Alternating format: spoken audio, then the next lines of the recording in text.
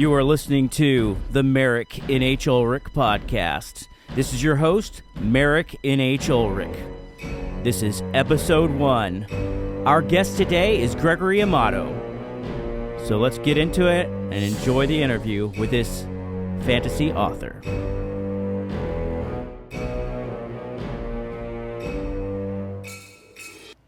All right, we are live, and you are listening to the Merick N.H. Ulrik podcast. And today's guest is Gregory Amato, and this is our number 1 episode. So, sir, you can be usually you can say if you're not first, you're last. So, as Ricky Bobby said, you are first today. So, oh, wow. Awesome! I'm not last. You're first. All right, and so I really thank you for coming on our show today. He is just he's an author. Let me give him the proper intro. Gregory Amato made a career of selling his quill as a mercenary writer for many years. He wrote true and important things for newspapers, magazines, academia, and for over a decade, intelligence analysis for the FBI. Now he writes fantasy stories based on myths, sagas, and the Vikings.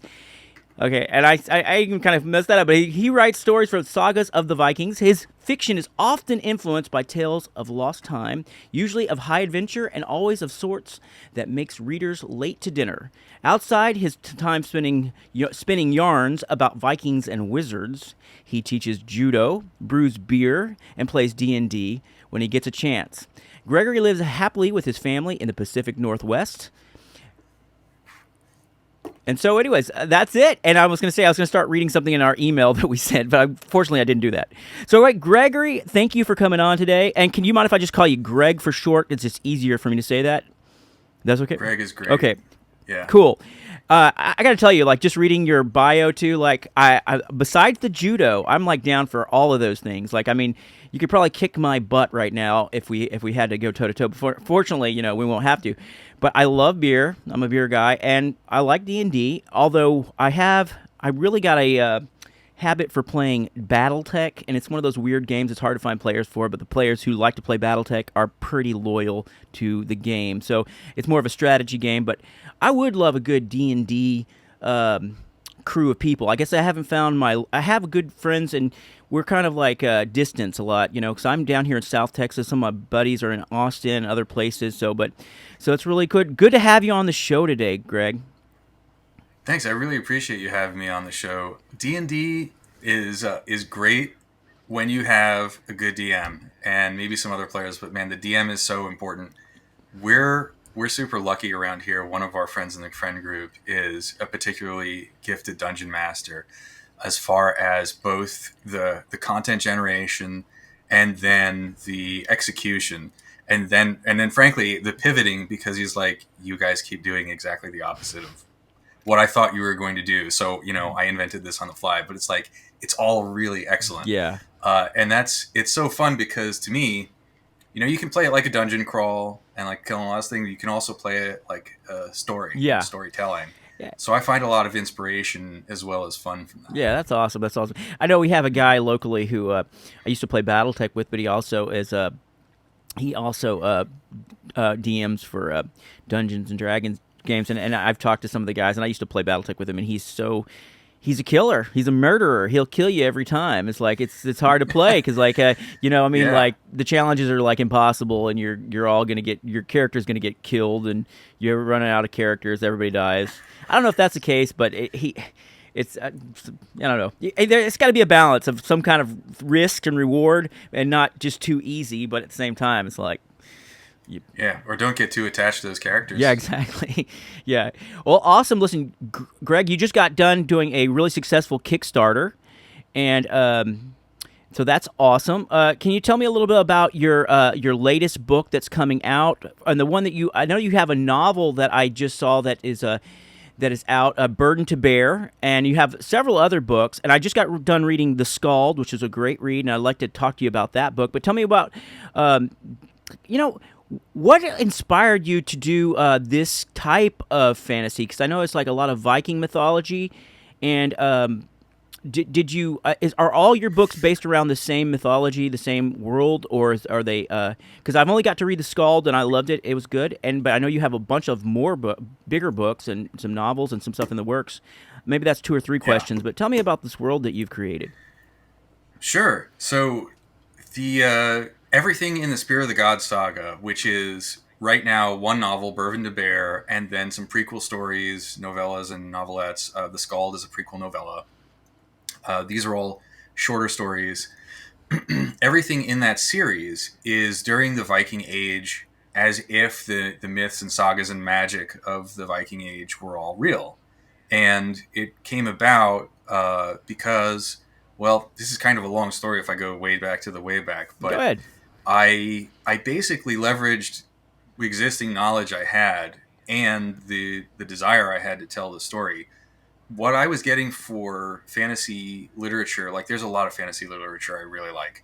I was also looking for a while, just consuming everything Viking related, and I just wasn't getting what I really wanted out of that. I was getting a lot of young warriors then, proving themselves over the course of the book, and I'm like, all right, that's cool, but I want more magic. Yeah. And also, I get this progression.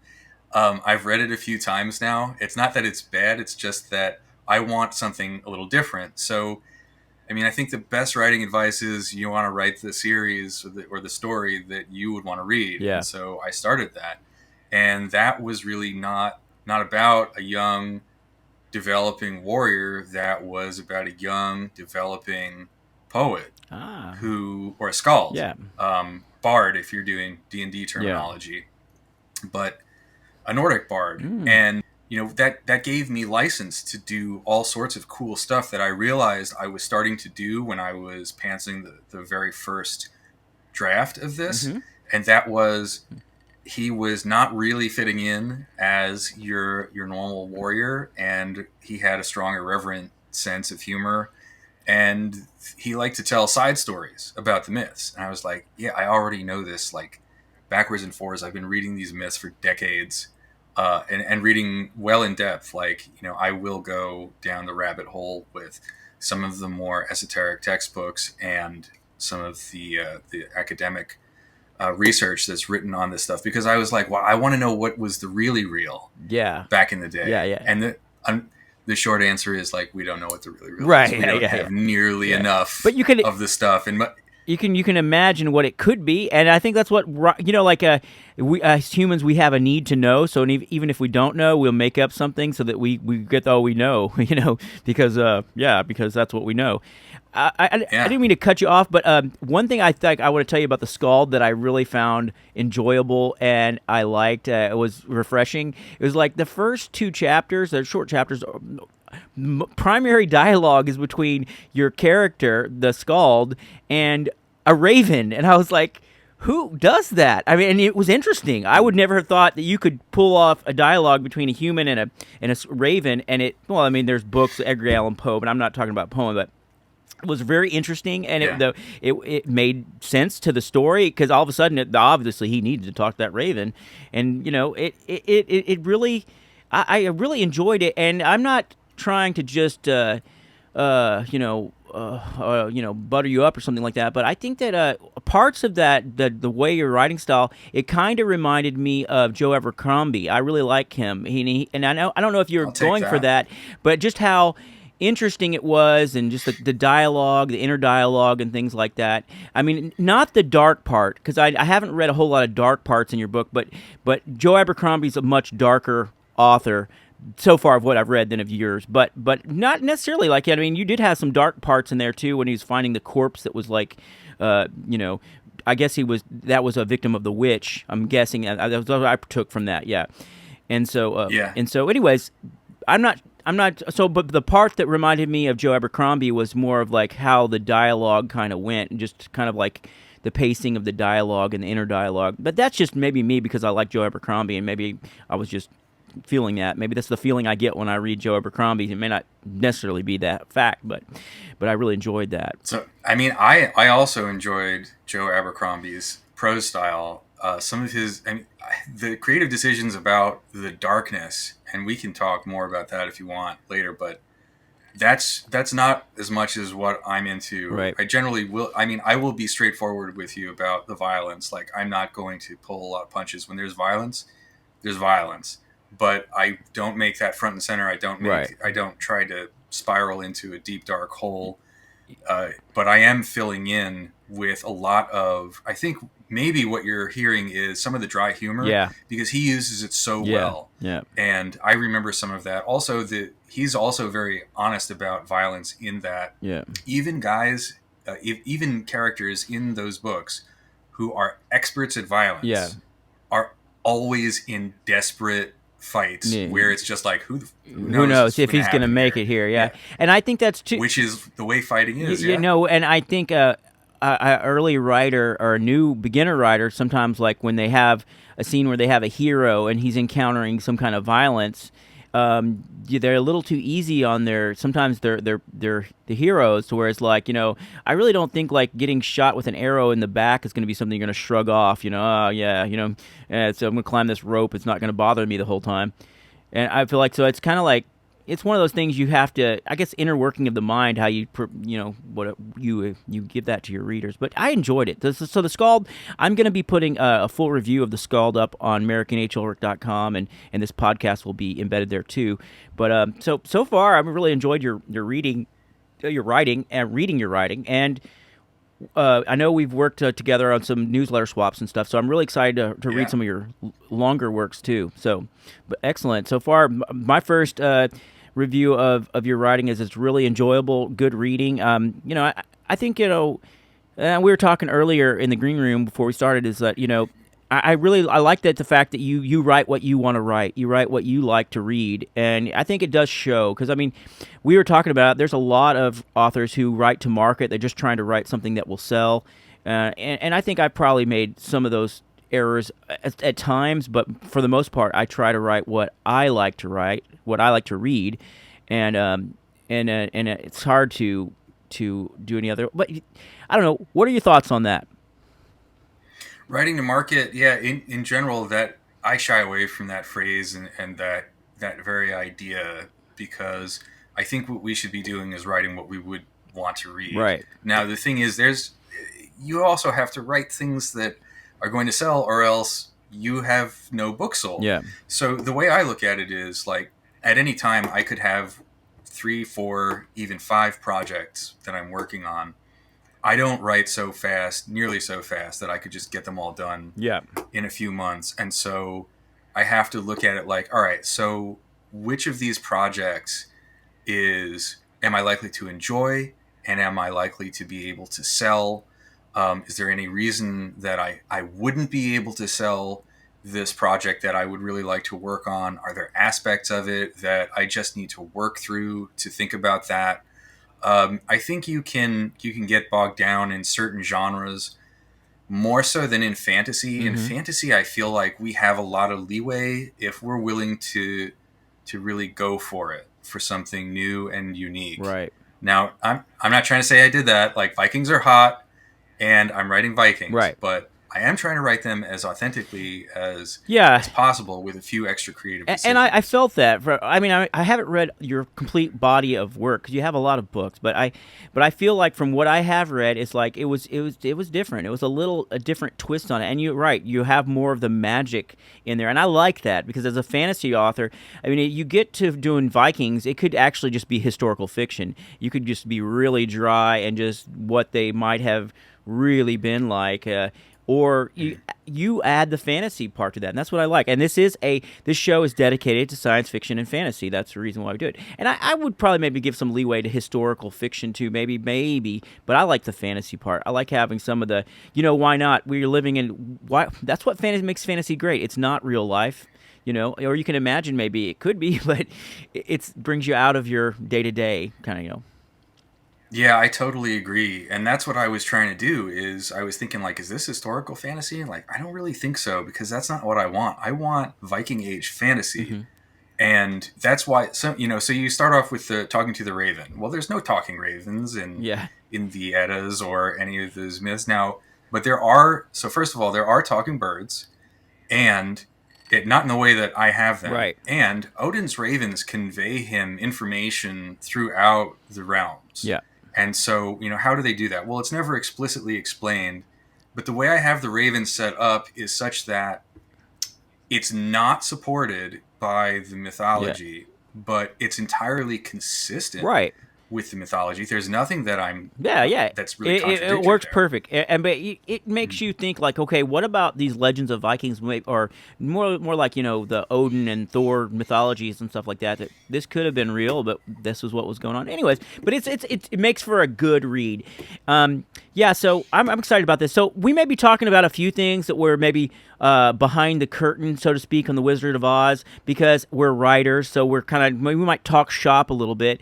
Readers don't want to think about their narrators, their writers, talking about like what they're are they writing to market. But it does happen. There's a lot of authors that do that. So but we might be talking about things for writers and also for readers. So if you're a reader, hang on. We really love having you listen to this podcast. And if you're a writer, stay in touch, because we're strange birds, and we like to. It's good to be around other writers and hear some things, maybe pick up some different ideas and different philosophies, maybe.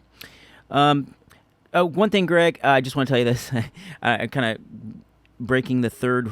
I forgot that. The phrase is Third wall. There's a tapping noise in the background. If you can just not tap a pin or something, it's kind of distracting. You know what? That's a bad habit on my part. Sorry. Anyway, so and I'm just going to curb that. Yeah, just for the podcast, because it's going to be back in the background, but it's okay. It's all good. So we're doing this live. So not to say live, but we're doing this just a what do you call it? A long form interview. So it's all good. Anyways, so here's some questions I had for you. What is your inspirations, or what influences you as a writer? What was your, what made you want to become a writer? What made you, inspire you?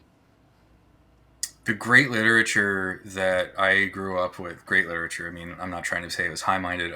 I really loved it, though.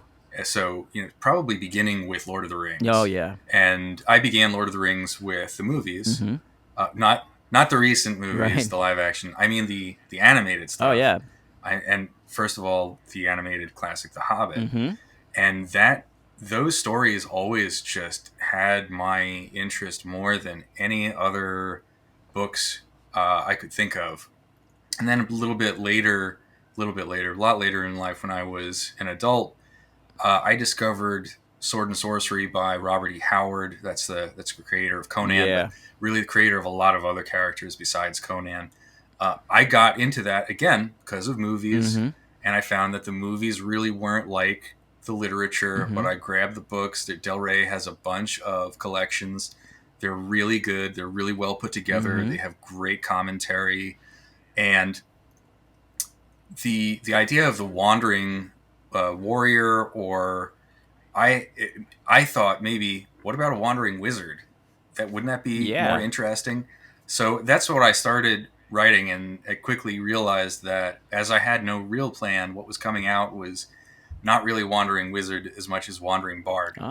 And then I started telling Norse myth stories, and I'm like, oh, I have a skald. And that's when the idea really took root. And it took me a long time to get really serious about it, because writing it's a lot of work if you want to put together a really good, solid project. I love the. I'm sorry for. I mean, I had a comment. Every time you say the scald, I'm sorry.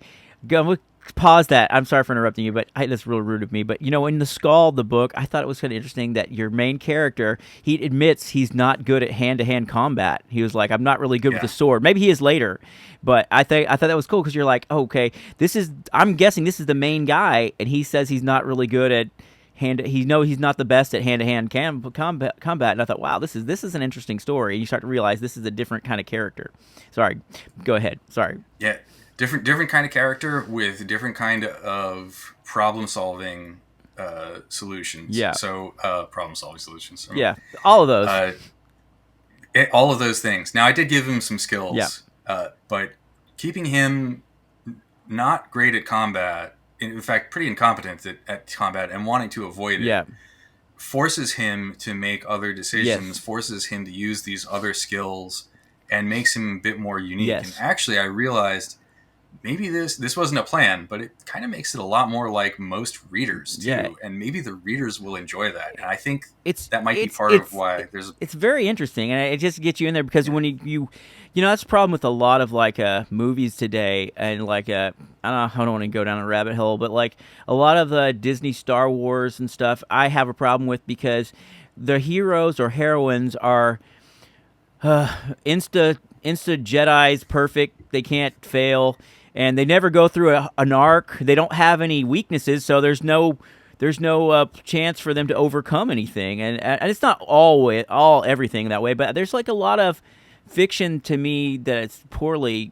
I don't know about in our realm of Kindle Unlimited. I mean, there's a lot of good indie authors, but in some of the modern fiction, it seems like you have a character with no problems, with perfect, no weaknesses. So where can you go with that? And when you have somebody who has humanity to him, where he's not indestructible, it's like, I guess the old phrase where it says, Superman isn't brave because he's indestructible. You know what I mean? What makes him right. brave when he can't fail? Yeah. Anyways, Yeah, I don't find those characters very interesting or their yeah, storylines very intriguing. And it's kind of like, so how are they going to solve it? Well, with superior fighting skills, and they'll just kind of superpowers. show up Yeah, and be able to succeed. yeah, Yeah, so I that's fine if there are a lot of readers who want to read yeah. that. Fine for them, not really fine for me. It's not what I Well, want. what in that category, I will say there is an exception in that category. You can look at James Bond. James Bond is Mm-hmm. superior in fighting and intelligence, and he's the most handsome guy, debonair, and everything. But you have other problems that go to him. And I'm working on a side story right now with a different author, and I'll tell you about it later. But it's a ninja girl, and she is pretty much. Very highly competent. She's super competent at being a ninja. So I think we'd established that at the very beginning. But then she has a whole lot of other problems that are emotional and psychological, and like her life is really not going good. And so she wants to avoid, she wants to get out of being a ninja. And as you also know, As could be the expected. crime lords are not going to let you get out of their gang. You know what I mean? So you're going to have to do Yeah. something to get out. So she has other problems, but I think sometimes it's okay to have like a character who's got like, but you're going to have to problem. You're going to bring another problem. I think that's my thoughts. Right. Well, how would you introduce tension Yeah. otherwise? And so, in this case, you're introducing who would be an ally as now maybe the antagonist, Hmm. which is going to be complicated because she's going to have other Yeah. antagonists probably as well, like Yes. for the jobs. So I think you could get very interesting doing that. Yeah. I think the thing for this character is that she is I'm writing this with a. Well, it's a long story. I wear many hats. Anyways, but what's going to be funny is right after the initial chapter or two, she's going to have nothing but enemies, pretty much, because they hate her because she's highly competent and she's killed a lot of their friends, and now her employer or boss wants to kill her or get her back in line. So she has no no friends in the ninja world. Anyways, that okay. Putting that aside, sorry, that was a little side note. Rabbit, I'm gonna follow. Sorry. Anyways, but Side notes are cool. yeah, yeah. So, but we were talking back to your writing style and your Yeah. influences. So we're going back to that, and I do apologize. I'm a little scatterbrained, but I do. That's what I like your world of fiction, and so far what I've read has found it really enjoyable. And maybe that's where I get the connection with Joe Abercrombie, because he always has his characters have weaknesses and flaws, where even the good guy has flaws or has weaknesses, where you kind of empathize with him and how is he going to solve these problems. So that's why I would say even loved The Scald. It's a good book. It's a good book. Yeah. Yeah. And he's got to come up with a solution. I don't want us to spoil the Scald, but by the end, he's definitely out of his element, which I have to put him in. I have to put him out of his element no matter what, and then he's got to come up with some kind of means of solution. Now, sometimes the solution is he gets help, but anytime he does get help, it's never intended to be a Deus Ex Machina where Yeah. it's just like somebody Yeah. comes in and it's because he did something earlier Mm-hmm. that came back around, Mm-hmm. which is also a fairly consistent theme in a lot of my work. Yes, yes. Well, another thing I want to talk about, let's see here on my list of things to talk about. Uh, well, let's talk about your Kickstarter campaign. That's kind of why I got kind of interested Yeah, in you because I was like, man, you asked me to share it on my email list, and I did. And I was looking, I was like, man, cool. you did a successful Kickstarter. And Yeah, I think thanks, man. I thought about doing Kickstarters for different things, but I've also been like, God, what if I fail? What if I don't reach my goal? I'll look stupid. I'm like, so anytime you do a Kickstarter and you do it successfully, obviously you have people who are interested in what you're doing. Can you tell me about why you did the Kickstarter? Now, the Kickstarter's over, right? It's done. You already, is it still going on? It's already been completed, and you got your goal and then some. So you did really good. Yeah, the Kickstarter is done, but I have, well, this gets a little complicated. You can still basically order the same stuff on the Yep. Kickstarter. You're just pre-ordering it and you're going through Pledgebox. So if you go to the Kickstarter, you'll see the button that Yep. says pre-order and it'll take you to Pledgebox. And what Pledgebox is, it's like Backer Kit Yep. in that it is an add-on service that you can use for your Kickstarter surveys and to put things together and Yep. have them organized. Now, I use it because of the pre-order ability primarily, because you can basically set this up and allow people to miss the campaign to then be like, oh, but I want in on it. I want some hardbacks and I want them to be signed. And they organize that. They do a great job. It's actually very easy to use. They don't take very much money. In fact, they take the same amount as Kickstarter does. So it's very low stakes. It's really just some setup. Now, as far as the Kickstarter itself, I think crowdfunding for indie authors is awesome, and I highly recommend it. It is a lot of work. You do need to set up a baseline level of professional things that just everything taken together. Like, man, the month that you're doing the Kickstarter and probably the month that you are really putting it together, you may not have a lot of time for other stuff, but at the same time, you're going to be able to tap into a market where people are like, yes, I want signed copies of indie author books. And this is exactly the market you want. It's not like, is it much smaller than Amazon? Yes, but you're not a drop in the ocean like you are on Amazon. Nobody can Yes. find you. Yes. Almost everybody can find you. A lot of if your campaign is similar to other campaigns, they will make that clear to people. There are certain best practices, I think, to make a Kickstarter work well, and I followed most of those. Some of those maybe I could have done slightly better, but the basics of that is run your pre-launch for at least 60 days. Oh, that's a So good. you will That's a good tip because have a I real didn't banner. even think about that. Yeah. So have a real banner. I mean, either you're good at graphic design, not me, or you pay for it. That's what I do. And just get that done. Have a good couple of sentences to tell people exactly what they will be getting into, and they click follow. And then launch when you have a requisite number of people following the campaign. Now, how many? It depends on how much you need to raise, what you Right. need to raise. But the other thing is, if you're launching and you're going to put this book out anyway, then you can put like just reach a $500 Right. level to get it funded. Yep. So you don't have to get to maybe $5,000, Right. which is like, well, this is the minimum that I really want. Yeah. Or you can say like, I can't put this book out unless I reach a certain level of funding Right. that will fund my cover art, that will fund Right. my editing, none of which is cheap. Yeah. So if you want to put that out at like $2, $3, $4,000, Yeah. okay. I opt for like, I'm in and I want to show people I'm in. I bought cover art for all 3 novels, plus the Scald before I ever published anything, to show people like, hey, I'm going to finish this. Yeah. Because I just wanted to send that You know signal. who else did that? So, Who had all his covers done in advance? He oh he yeah, was he's not a fantasy author, but he with every book before he even wrote one word, and that was that what's the guy's name? He was a self help guy. He died. What is that guy's name? I got to think of it right now. Dang it! He was the guy who's voted oh most man, spiritual man alive at one point. what's the guy's name?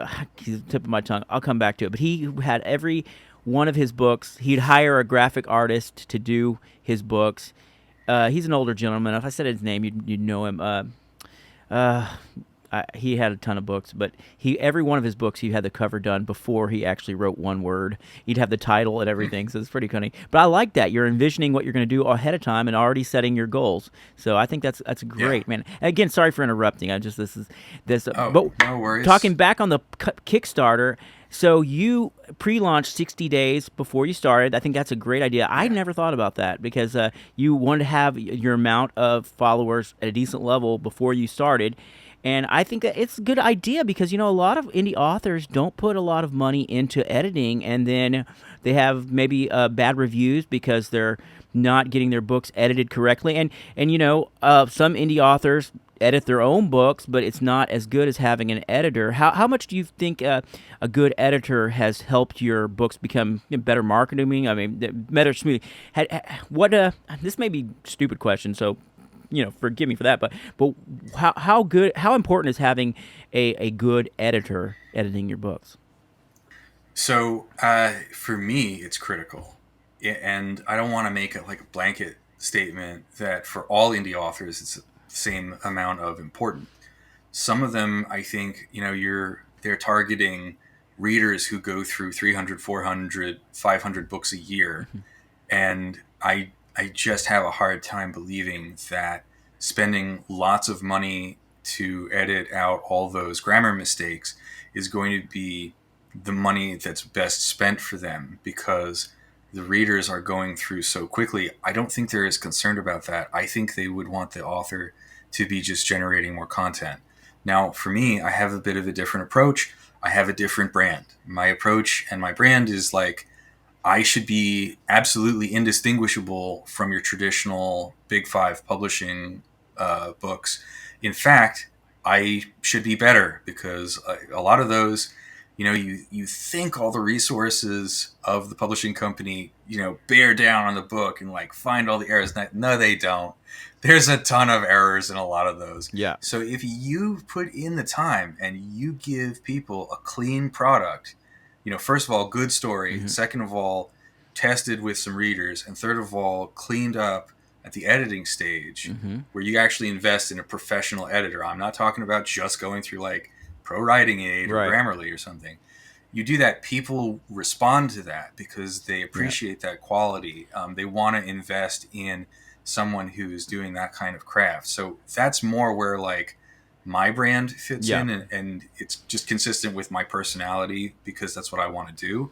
So that's how I approach it, and I would definitely invest heavily. In that what, Greg, I'm so glad to have you on the podcast because there's some things that I can definitely prove in my books because I never thought about doing a Kickstarter to hire an editor or a cover, but like if you're putting your money into writing all this, and you what I figured out is you only have so much time. So I've recently started getting an Audible, and I've got some of my books that are now being narrated for audio books. But at one point I thought, well, I'll record my own narration. But I mean, how much time do I have? When am I going to have time to write a book, narrate it, and edit it myself? I got started writing during the pandemic, and I was unemployed, so I was really on a shoestring budget. Still am, but I was unemployed. I didn't know we didn't know what was going to go on. It was a weird time, and so make a long story short, and leaving out a lot of stuff, I took a course that somebody offered, saying you can make so much money doing Amazon Kindle, and nowadays they're even saying, well, don't even have to write the book. You could have AI write it for you, and you can make millions. La la la. And abracadabra. And I got started, and really one thing, I had good reviews, and that's what got me going. But the negatives that I heard was there's so many errors, so many punctuation mistakes and stuff because I didn't hire editors.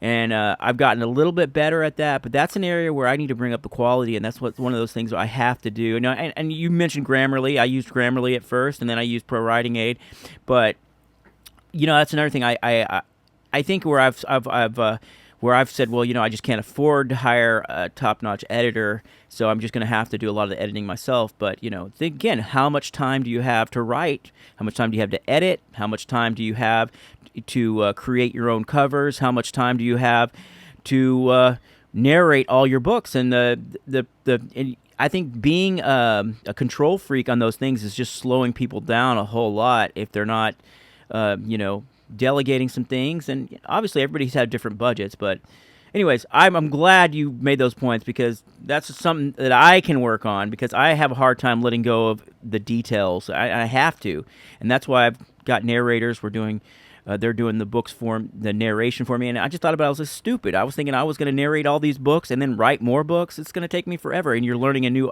I think editing is probably a different skill than even writing, but that's, Yeah. Yeah. The coalescing of having to learn all these new things at once it can be really brutal on independent writers as we're trying to do this. And so like Kickstarter is part of that. Your first Kickstarter, if you do this, or whatever crowdfunding platform you choose, I guess BackerKit is now an option. Brandon Sanderson just did his latest on BackerKit. If everything is new, everything takes you more time. And then if you're also like revising your first book for the first time, and you're trying to do some other stuff for the first time, that's an awful lot to ask of yourself. So for any new authors out there, like, pace yourself on the new things to learn, because they're way harder. Yeah. Well, let's talk about your books. Okay, your first book. Was that, I see up here, your first book was, I believe, forgive me, but it was something with a sword, I believe. Yeah, so the chronologically, the one with the sword, that's Future Sword? The Scald. That's actually, the one's in Future Sword. Oh yeah, that's actually not, that's the only story I've published so far, not in the Spear of the Gods universe. So that's not in that. Yeah, that is Arthurian myth, rather than Norse myths, and it's a humorous telling of Excalibur's delinquent life before he meets Arthur. Okay, and so the Scald then is the first book in the series, or is it Trolls? You tell me, how would a reader, if they wanted to get into your universe, which order would you recommend they start reading your books? Yeah, I would go chronologically, and if they don't do this, it's not going to be a problem, but I would start with Trollsbane. It's also free if you sign up for my newsletter. Ooh. So, like, why not? Yeah. And then the Scald is further adventures of the same main character, but it's kind of an isolated adventure. It's a prequel novella. And then you can get into the first novel, Burden to Bear. And that's kind of how it works chronologically. If you read Burden to Bear and then you go back to the others, there's not going to be, like, stuff that got spoiled or now it's not as good. It's no problem. But I would just, you also start with the free story, which is how I would do it if I were doing it. Yeah, and Burden to Bear, it's a full novel, and it's got a 4.9 star rating on an Amazon, and that's that's a pretty high rating. If you even look at Brandon Sanderson's books, he doesn't even get 4.9 sometimes. I mean, really, once you get up there, it's maybe 4 stars, 4.5. That's pretty good. So your readers obviously are loving the books. Let me ask you a question. So do you get a lot of feedback from your readers when you get with the emails and stuff like that? I have a fairly engaged email list.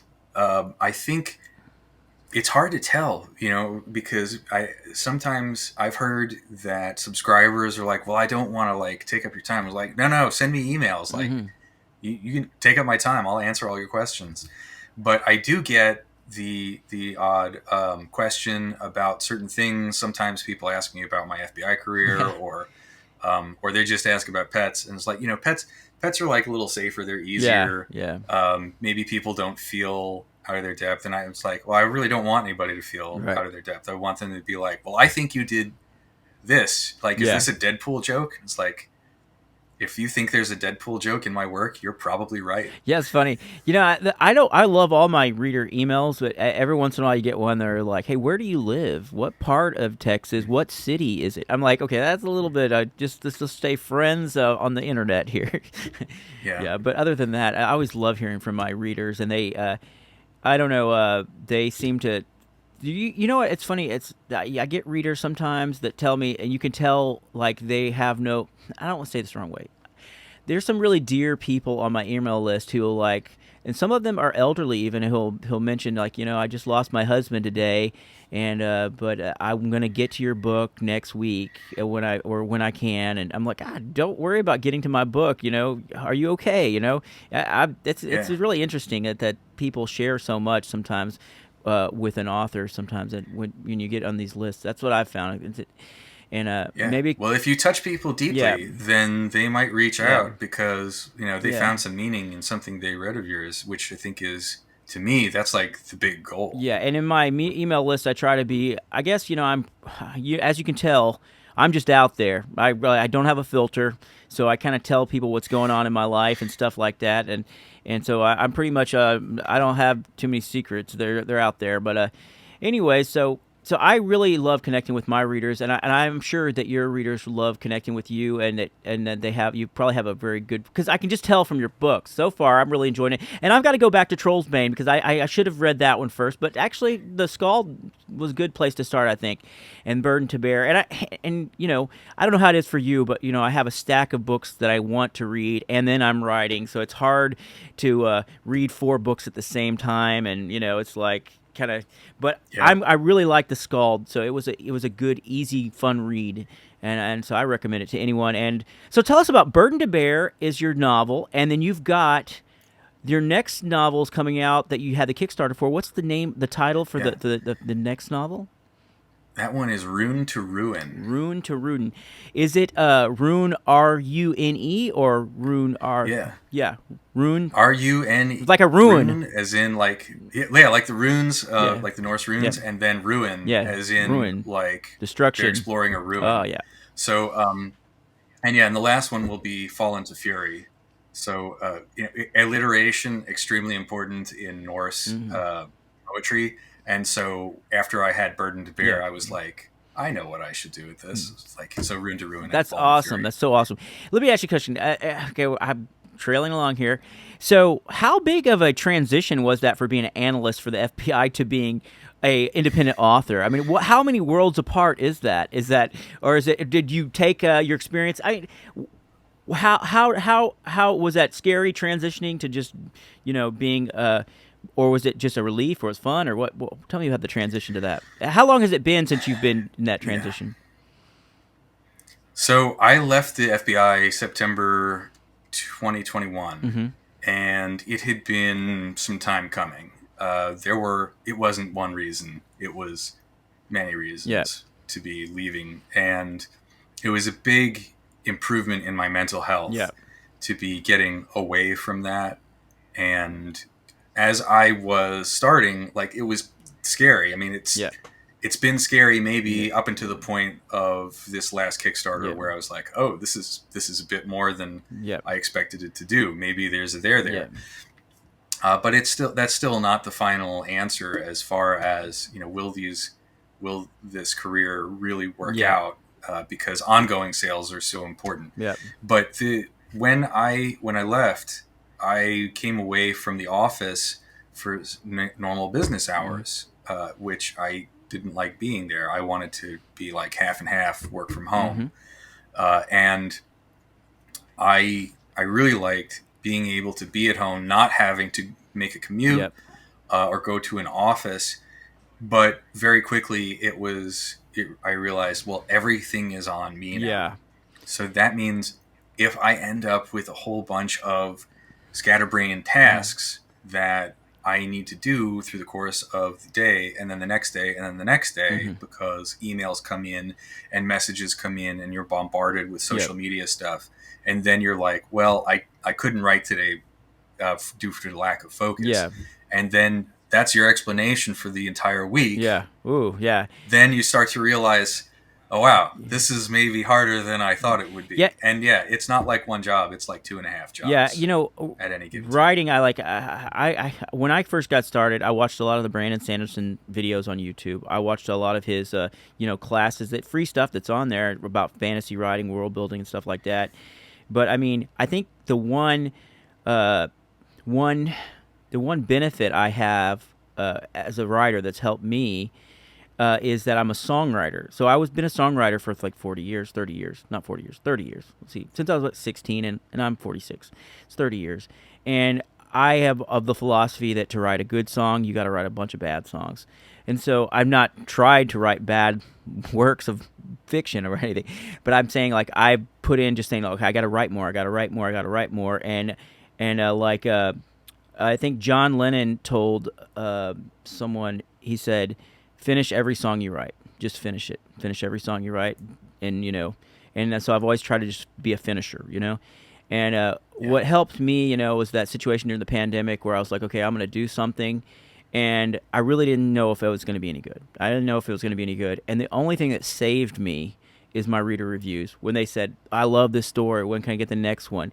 And getting 4 and 5 star reviews, I was like, okay, well, if I'm getting 4 and 5 star reviews from my readers, and there wasn't a whole bunch of them, 5 or 10, whatever, it was like, okay, they're loving it, then if a few people love it on a small scale, then maybe a lot of people could love it on a big scale. And that's why I had this story in my head for a long time to write. So I'm sorry if I'm bouncing back and forth with questions back to you, but making me think of things. So I hope you don't mind. Yeah. But I was going to say that there's a quote by Bukowski, and he says, "Some people will love what you do, and some people will hate what you do, but most people don't give a damn what you do." And that's freeing because you realize that, hey, if you got 2% of people who like fantasy to read all your books, you'd be doing pretty good. You know what I mean? There's a lot of people out there. 10%, but it'd be a lot good. But I think, that transition, I asked you about the transition, then I start going on a rabbit trail. I hope you don't mind.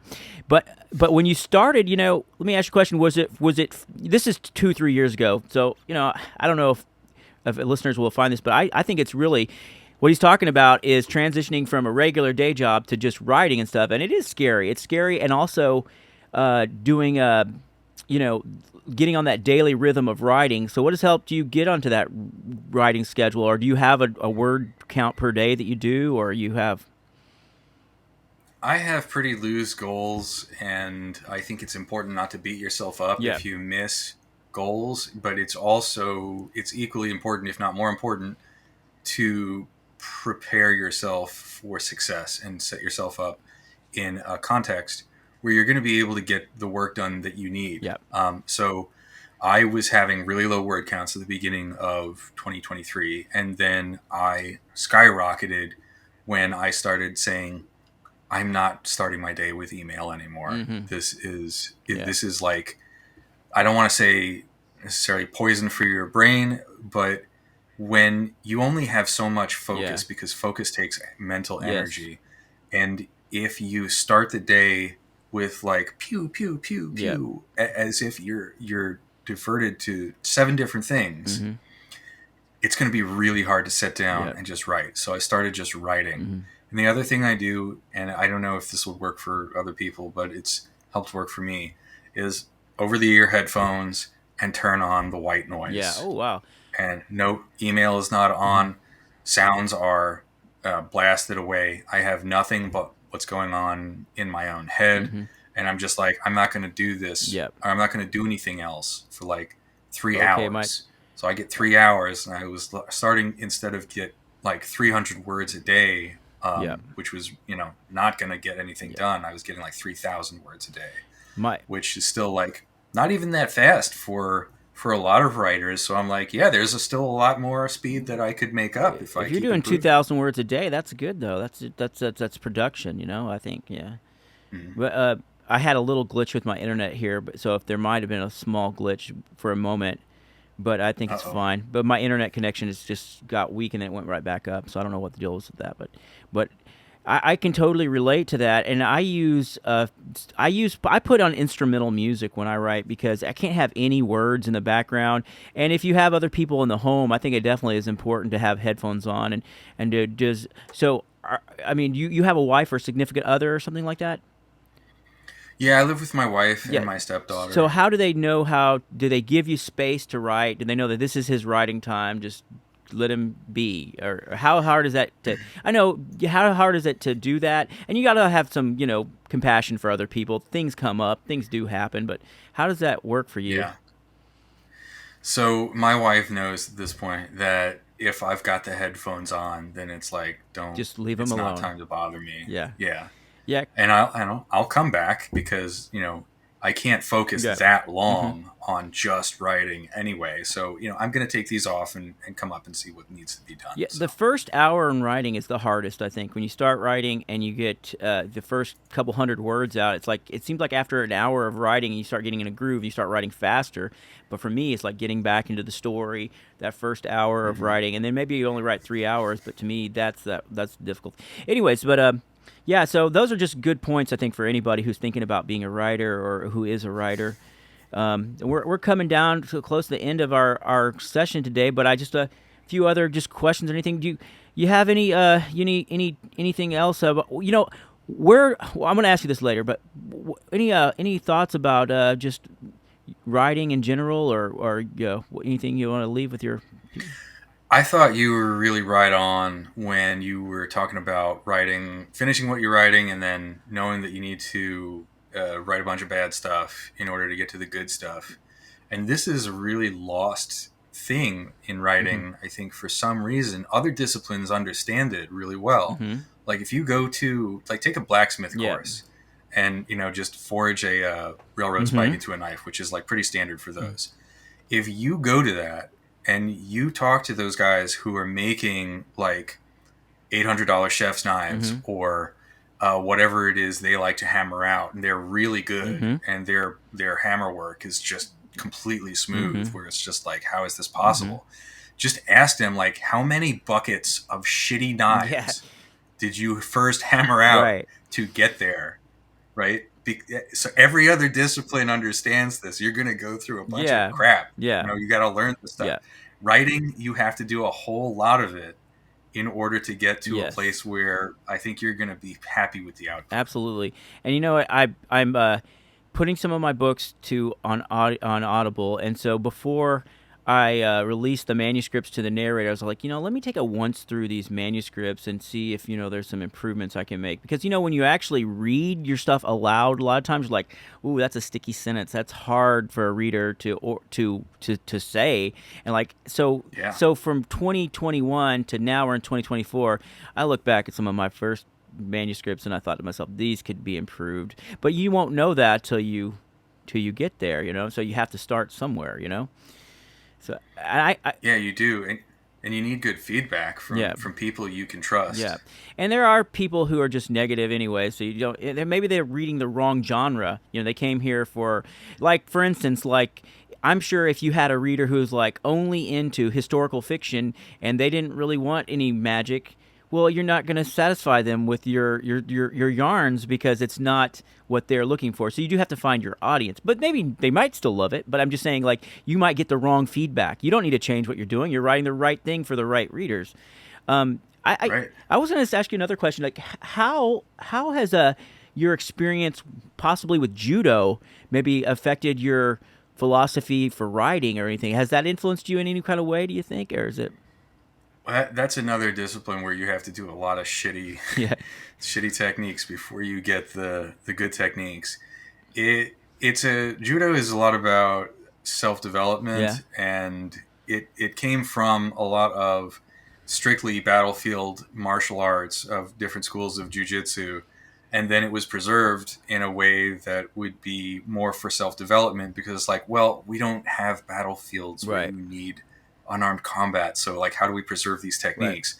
And it's like, well, he did a few things. He took out the things like blowing out people's knees, yeah, because that makes it hard for them to practice. right, But he also made it the focus of these principles of maximum efficiency mm-hmm, and mutual benefit. yeah, Like, I throw you, you throw me. We're both benefiting. We're both helping yeah, each other. That philosophy is really important. The mutual benefit mm-hmm, in the indie author world, in particular, I think, because you get your work read by another author, maybe, yeah, and you get critiqued, so you're getting benefit.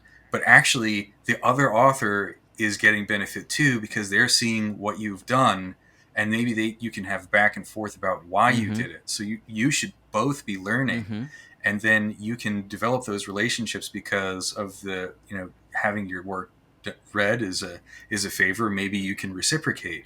And so as we move forward, if we really act like this is an indie author Yeah. community in a very loose sense, Right. then it is about mutual benefit and welfare. Yeah, absolutely. I think maybe what I've learned too in the last year or so is that, well, I've listened to a lot of books by audiobooks by I think it's Stephen Pressfield, if I said it right. He has the book Yeah. The War of Art. Excuse me, don't say it wrong. The War of Art, and he has a book called Turning Pro, and he has a book called Get Your Ass Where Your Heart Wants to Be. And I've really loved how some of the little nuggets he's talked about with writing and about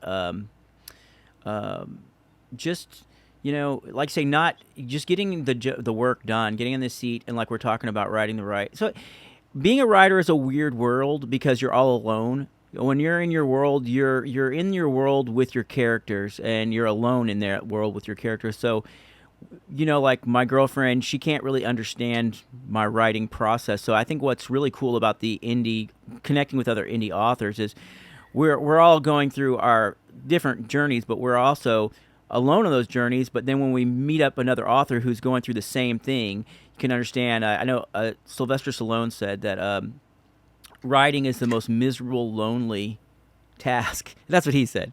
But he's a movie star.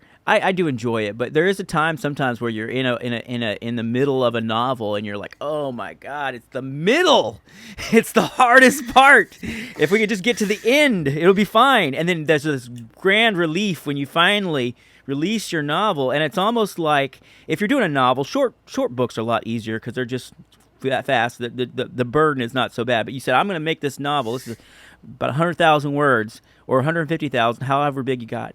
And I think what happens is there's sometimes that part in the middle where you're like, God, is this going to be any good? And how do I get to that bridge? Because I think once you get to the end, it just boom, flows. I love the end. And I think another thing too is when you release a novel and it's done, it's finished, edited and everything, it's like, it feels so good. You're like, yes, I did it. It's like, and it's kind of the analogy, I've never given birth, but a pregnant mother, Presumably not. pregnant mother goes through her time of difficulty and pain, but then after the baby is born, you don't think about it anymore because you're so happy that the baby was born. But every time it happens again, you're in that same, this is the crunch time, So anyways, but that's my thoughts on that. But anyways, it's been great having you on. I hope I didn't talk too much because you had a lot of good things to say.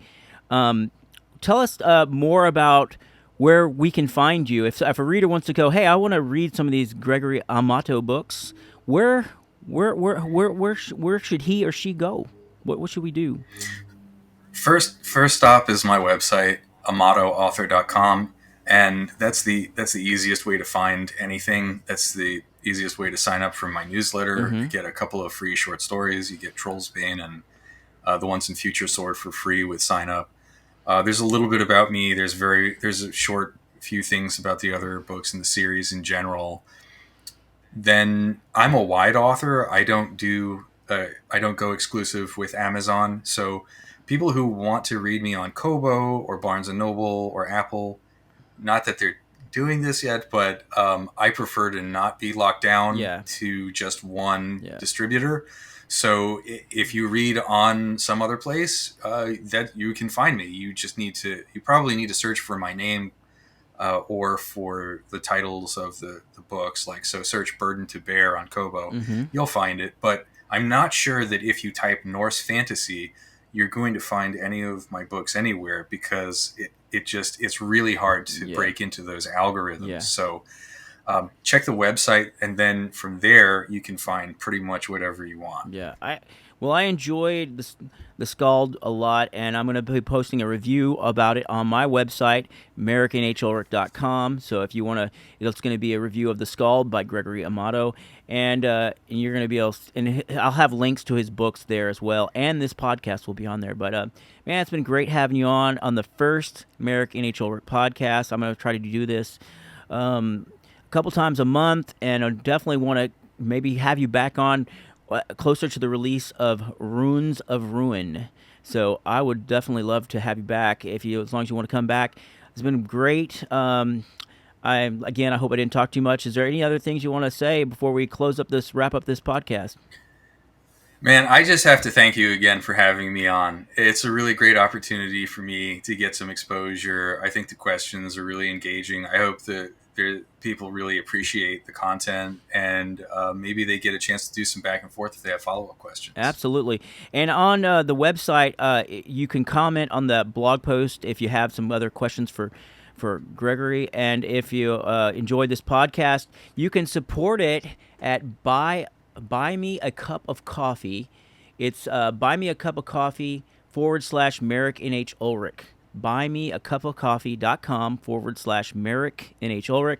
And so what you can do is if you want to throw us $1 or $2 just to keep encouragement, that's keep the podcast going, because it is just just a resource for us to share information for indie authors and for readers who want to know more about their favorite authors. They can come on here and get the scoop. So anyways, again, Greg, thank you so much for coming on. We just had a little hour chat, and I enjoyed it, and we'll love to have you come back. As soon as your book gets about ready to release, I definitely want to have you back on when we can talk more about Runes of Ruin, and maybe I can get an advanced copy and skim it and maybe get a little bit of a review going on that. That can be arranged. All right. Yeah, that can happen. Yeah, all right. Well, I really appreciate you having you on, and we're going to go ahead and end this, and I might give you a call just in a minute just to chat real quick. And but thank y'all for listening to the first Merick NH Ulrik podcast. Come back. We got great new information coming very soon, and we're going to go ahead and end this. You have been listening to the Merick NH Ulrik podcast. Join us next week on episode 2 when we interview sci-fi author Jay Tony. So stay tuned and subscribe to this channel.